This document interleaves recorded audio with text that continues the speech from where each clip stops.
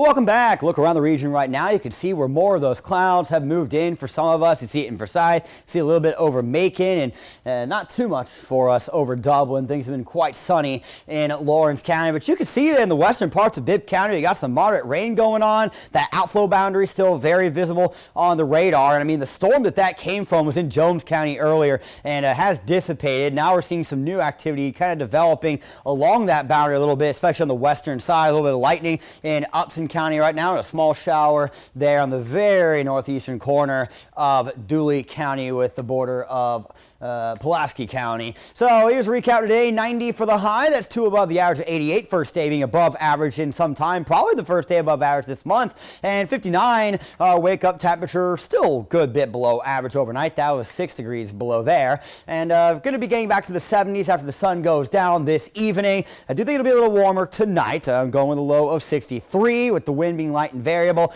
And a few clouds, a little more than last night hanging around, given that we are seeing a few of those showers and storms. But I do think that some of these are still conservative numbers. I think the lows with the models of most this month have just been awful. They've been undershooting them almost every single night. So I wouldn't be shocked at all if we're more close to the low 60s north of I-16 and maybe a few mid 60s as you go further south. Macon will not be the cold spot tonight. Promise you that. So the rain chances right now being spurred on by this front, which is tied to this low, which I touched on yesterday, moving in from the Atlantic coast into Maryland, Virginia, and it was decent, really respectable, especially in terms of the rain that it brought. But either way, I don't think we'll see much in the way of rain chances either tomorrow or Friday. Got 10% for both those days and bumped us back up to 20% on Saturday, but we're still looking good overall. There's nothing widespread rain-wise headed our way in the immediate future. We are going to continue to monitor the tropics. We do now have Tropical Storm Gabrielle, sustained wind 50 miles an hour. And I like the new update here. Got this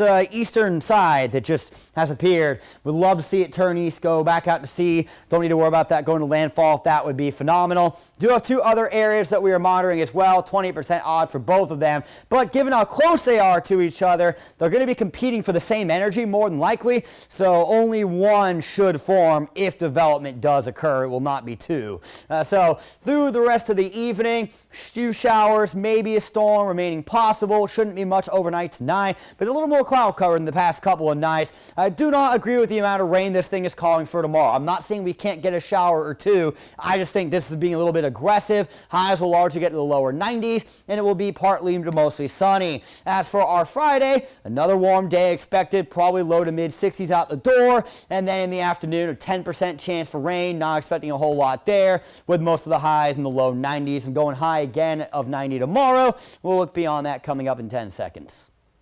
You're 41 NBC AccuWeather 7-day forecast is brought to you by Volume Chevrolet. So we got low 90s for a lot of us the next few days. We're staying above average into the weekend. In fact, we're going to probably stay above average into next week. We're seeing more humidity next week with some more rain chances, which could make it feel even more like summer as we head towards the end of September.